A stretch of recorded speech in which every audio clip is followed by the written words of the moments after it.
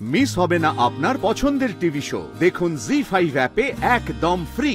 ওই ক্যান্টিনে খোলামেলা জায়গায় কতগুলো কর্মচারীর সাথে তাদের মালিক খাবে।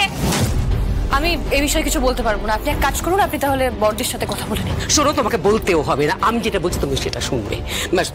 তুমি মাটন কষা আর বাসন্তী পোলাও করবে। হ্যাঁ, আমি নিয়ে যাব অফিসে, দেখি আমাকে কে আটকায়। অশান্তি হবে কিন্তু মা, আমি বলছি অশান্তি হবে। তুমি বারবার আমাকে মা মা করবে না, আমি তোমাকে বারবার বলছি এক কথা। আমরা যে যার জায়গায় ঠিক আছি, তুমি আমাকে একদম মা বলবে না। তোমার স্বামীর শরীরে যা রক্ত বইছে আমি কিছুতেই তাকে মেনে নিতে পারবো না। মেনে নিতে হবে না তো তাকে, তিনি অনেকদিন আগেই গত হয়েছে, আর তিনি গত হয়েছেন বলেই আমার শ্বশুরমশাই আপনাকে বিয়ে করেছেন। এই চুপ, একদম চুপ, শাট আপ। অসুবিধা হলে বলো, বলো আমাকে। তুমি রান্না করতে পারবে না। আমি রান্না করে দেবো। বলবো বাড়ির বউ শাশুড়ি মায়ের কথা শোনেনি, তাই শাশুড়ি মা নিজে হাত পুড়িয়ে রান্না করেছে। এই সরো তো, আমি করে দিচ্ছি। আপনি সরে যান প্লিজ মা, সরে যান। আমি করে দিচ্ছি, আপনি সরে যান।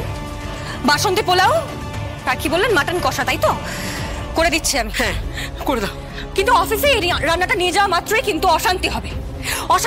আমি বলছি, আমাদের কিন্তু ঘরেও শান্তি বজায় রাখতে হবে। এই চুপ করো তো, তুমি চুপ করো তুমি। তোমাকে এত ভাবতে হবে না, ঘরের শান্তির কথা তোমাকে আর ভাবতে হবে না। আর অফিসে আমার ছেলে কতগুলো কর্মচারীর সাথে খাবে, সেটা আমি কোনোদিনও মেনে নিতে পারবো না, কোনোদিনও না।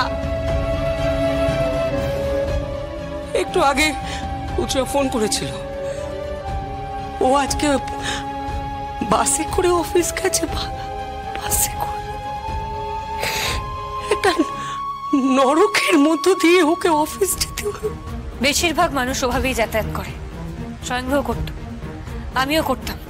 তোমাদের স্ট্যান্ডার্ডটাই তাই, তোমাদের ক্লাসটাই তাই। এবার বলো তো, তুমি রান্নাটা করবে কি করবে না? বললাম তো মা, করে দিচ্ছি।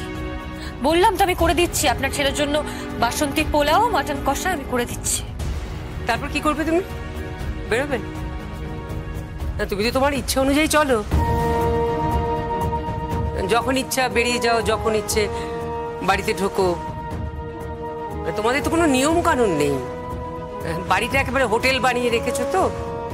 না না মা, আমার কাজ আছে, আমি সেই জন্যই বেরোবো। আমি যাবো আর তাড়াতাড়ি ফিরে আসবো। আমি রান্নাটা করে দিয়েই বেরোবো। বুঝি, তুই এই মেয়েটার উপর আর কত চাপাবি?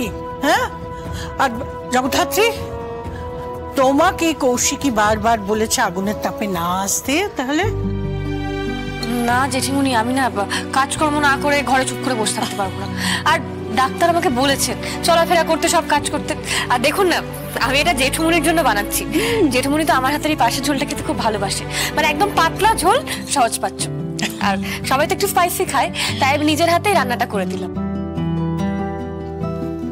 লক্ষ্মী বউ, তুমি একটা সোনা বউ, এই মুখার্জি পরিবারের উপযুক্ত বউ তুমি। হ্যাঁ,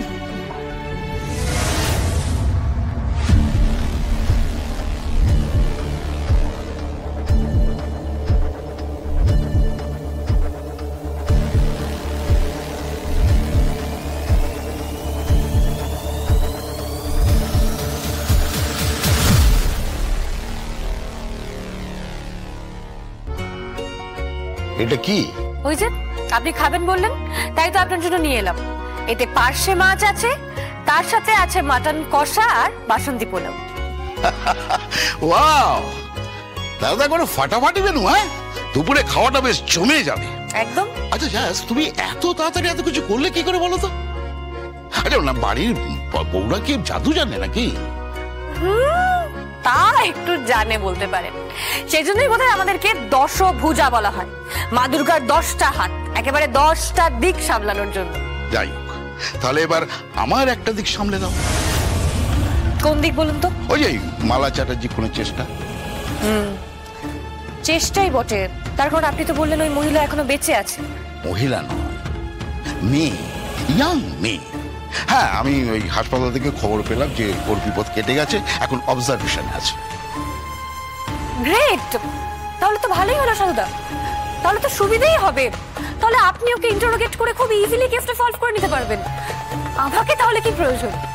হ্যাঁ, এই কেসের সলভের জন্য তোমাকে প্রয়োজন নেই, কিন্তু প্রয়োজন আছে এই কেসের উল্টো দিকে যে আছে তার জন্য। আমি কিছু বুঝতে পারছি না সারদা। বেশ, আমি তোমাকে বুঝিয়ে দিচ্ছি। নন্দে, বিলটা। স্যার এটা কিসের বিল? ট্যাক্সের বিল, অনলাইন পেমেন্ট করা, ওই কম্পিউটার থেকে প্রিন্ট আউট নেওয়া। ট্যাক্সের বিল দিচ্ছেন কেন? মানে এই খুনের চেষ্টার সাথে ট্যাক্সের বিলের সম্পর্ক আছে নাকি?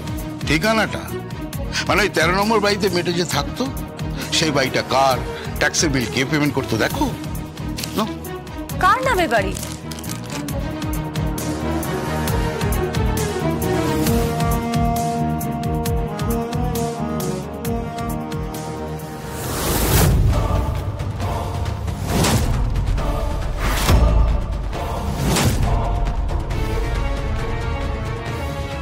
ও মাই গড সারদা, এটা কার নামে বিল? এটা দেখে তুমি যেমন চমকে গেছো, তার থেকে 1000 গুণ আমি চমকেছিলাম। আমার কাছে এটা বিনা মেঘে বজ্রপাত মনে হয়েছে। এই ট্যাক্সের বিল যার নামে, তিনি এই বাড়ির মালিক। সাধুদাই, এটা তো একটা নতুন সংকট। সংকট এখনো শেষ হয়নি, জাস, এখনো বাকি আছে।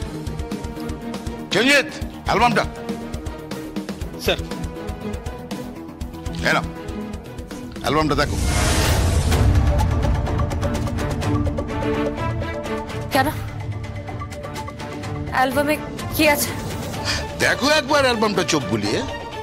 আপনি আপনি আমাকে বলুন সারদা, আমি কিছু বুঝতে পারছি না। এই বিল, এই অ্যালবামে কি সম্পর্ক?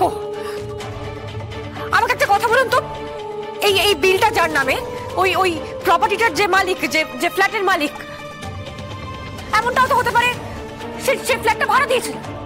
হ্যাঁ, আমিও প্রথমে তাই ভেবেছিলাম, এবং সেটা ভেবে নিজেকে সান্ত্বনা দিয়েছিলাম যে কেসটা তেমন কোনো জটিল নয়, খুব তাড়াতাড়ি সলভ হয়ে যাবে। কিন্তু এই অ্যালবামটা দেখলে তোমার মাথা খারাপ হয়ে যাবে। কেন? কি এমন আছে অ্যালবামে? নাও, অ্যালবামটা একটু উল্টে পাল্টে দেখো। দেখো,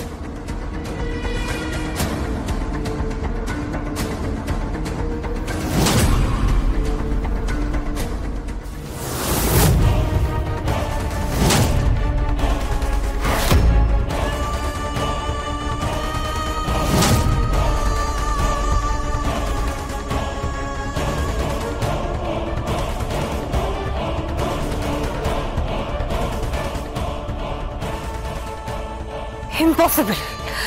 ইয়েস, এটা পসিবল, আর এটাই হয়েছে। ইম্পসিবল? ও বিবাহিত?